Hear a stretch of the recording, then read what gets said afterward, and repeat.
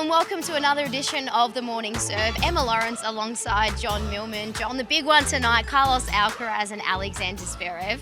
Let's talk about Alcaraz first, world number 2. But have you ever seen such a complete athlete at 20 years old?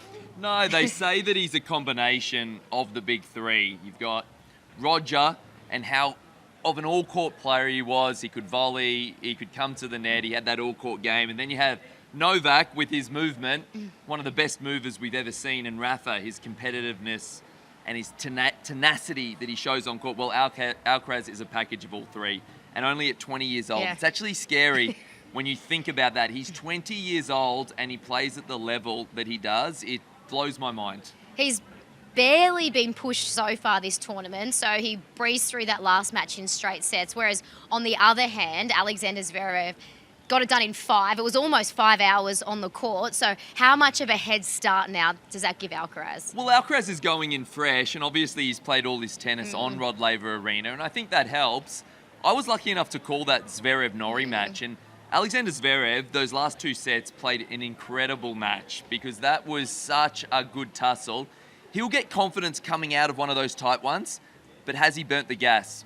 We'll see. And given Carlos Alcaraz starts so well, how crucial is it then for Zverev to get off to a good start and halt that momentum so he doesn't just go bang, bang, bang in straight sets? Yeah, he'll have to get out the blocks early. Yeah. He has the ability to. He's got a massive serve. He loves serving with these new balls.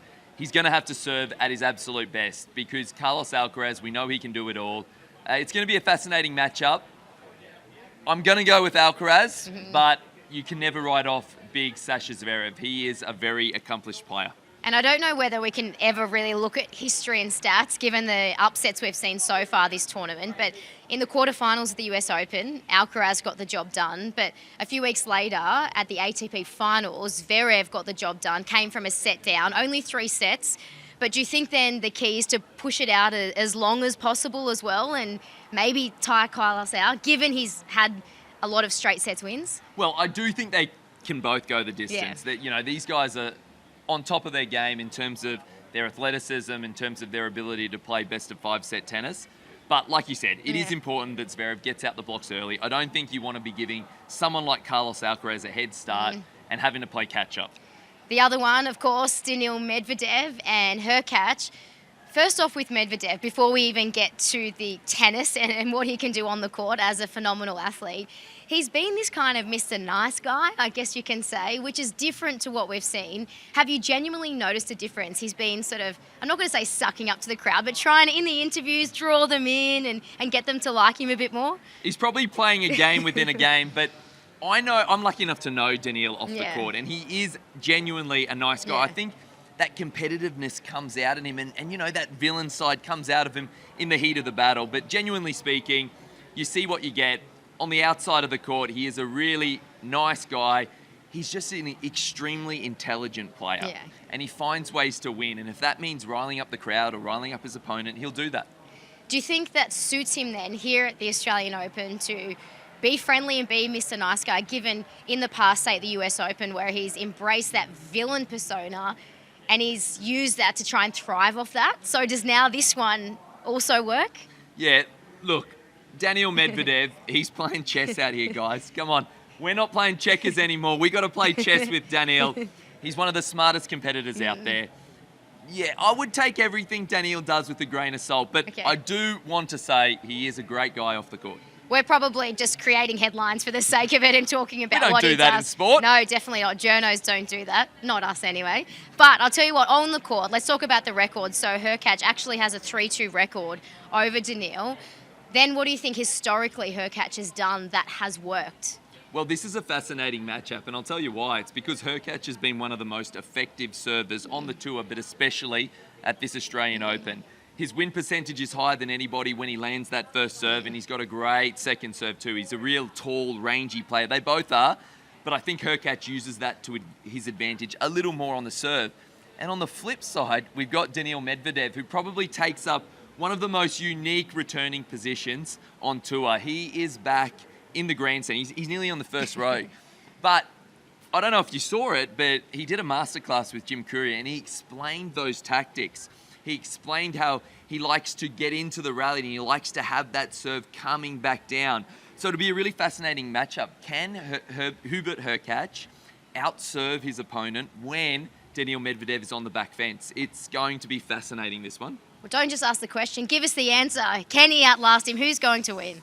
Oh, is it time for Hurkacz to make that breakthrough? I think it is. I'm going to go with the poll. Okay, love it. Let's move on to the women's side of the draw now. You've got Anna Kalinskaya up against Qinwen Zheng, who is now the only seed left on her side of the draw, the 12th seed. Given so many have fallen, is she now feeling the pressure that, well, I'm the one expected to make the final? I think yes and no. I think she'd be very excited because she'd be seeing this draw open up and she'd be going, hey, I'm a really good shot here. This is a really good opportunity. But with that comes the nerves because you don't want to blow this type of opportunity. It's not too often that you see, as we've seen in the men's, there's so many seeds still in the tournament. It's not too often that you see what's happening in the women's and the seeds are falling like flies. So I think that she'll see it as an opportunity. I think, yeah, there will be a few more nerves, but she's a good enough player to play through those nerves and really take and make the most of this opportunity. It's been great to see her, Qinwen Zheng's personality as well, and she's got a great sense of humour. Do you see any similarities then with Lena, who was kind of the same off the court? And we saw a little bit of that at the United Cup when Novak Djokovic kind of crashed the interview and she was, oh, can I get an autograph? Don't leave. I think she's been fantastic. She's been a breath of fresh air to this tournament. I'm so glad for her that she's going deep into this tournament. We get to see more of her. Obviously, growing up, like a lot of the Chinese tennis players, they look up to Lena and the heroics that she did here at Rod Laver Arena when she lifted the Australian Open women's title. That would be her hero for sure.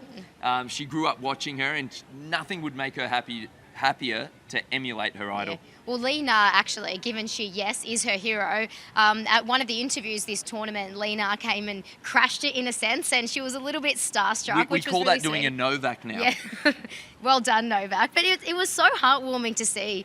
Do you then, not that these elite athletes need any extra motivation, you always want to win for many reasons, but if you know that's just happened to you and you want to impress your idol, is there that little bit of extra motivation? 100%. And no doubt she would have been tapping into Lena. I'm sure Lena's given, a little bit of advice, how to handle the pressure, how to win this thing. Because they're not easy to win, these Grand Slams. I think sometimes we get a bit carried away and we think that it's just an easy thing to go and win one of these Grand Slams, but it's not.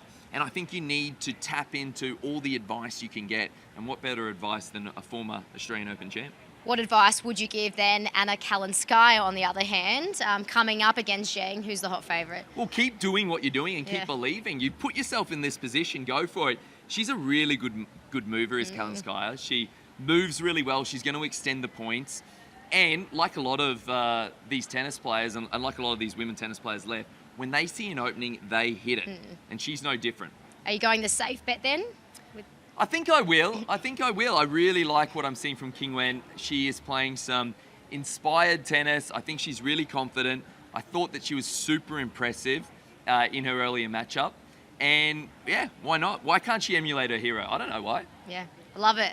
And the final women's match then, we've got Linda Noskova and Dayana Yastremska. I'm sure they believed they could get this far, but externally I don't think many probably did. Who's been the biggest surprise packet for you so far? I think it's got to be Yastremska. She's come through qualies. She's trying to do what Raducanu did at the US Open and be a qualifier and win this title. She's playing incredible tennis. She was super impressive yesterday against Azarenka. Yeah, massive surprise packet, but gee, she's deserving of being here.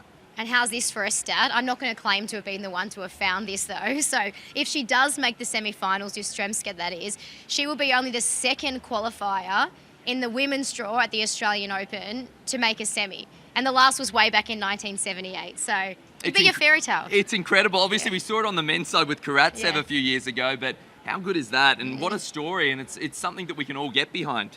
And we can't let you go without talking a bit of Aussie action in doubles. So let's look ahead to Paris and the Olympics. Storm Hunter, #1 doubles player in the world. Who will she partner at the Games? I reckon another lefty in Ellen Perez. She's world #9. She kind of flies under the radar, such as the success that Storm's having. But Ellen Perez is world #9. I think we have a really strong, potentially, women's Olympic doubles team. Do you have to get them then together earlier and play together in the slams, or is it enough preparation to sort of come together just weeks before the games? Yeah, look, maybe not in the slams, but they'll look to play a couple of lead-in tournaments before the Olympics. In the slams, they've got their partners that they play with week in, week out. But yeah, in the weeks leading in, maybe one or two just to get their eye in. But both of them are so accomplished on the doubles court that I think they'll be cruising. Matty Ebden then, who does he partner up with for Paris 2024? Yeah, this one's a little simpler. I think it's definitely Max Purcell, who's one of the best doubles players going around. He's just a really good singles player too, so we don't get to see him as much on the doubles court. But they play with each other in the Davis Cup. They've been super successful. One of the big reasons that we've done so well lately in the Davis Cup, making the last two finals, I think those two, again, we look to be really strong across the men's and women's at the Olympics. I think we've got really strong teams and definitely medal contenders. But are we going to get you on the record saying a gold and a gold? Why not? Yeah, I don't see why we can't. Yeah. So much to look forward to, not only at Paris, but for the rest of the week here at Melbourne Park. Johnny Millman, always appreciate your time. And for everyone else, we'll see you tomorrow for another edition of The Morning Serve. Wide World of Sports is your home of the Australian Open. With highlights of every match of the AO, the on-court interviews, and every day with the Morning Serve, you'll be ahead of the game. So click that subscribe button so you don't miss a thing this Australian Open.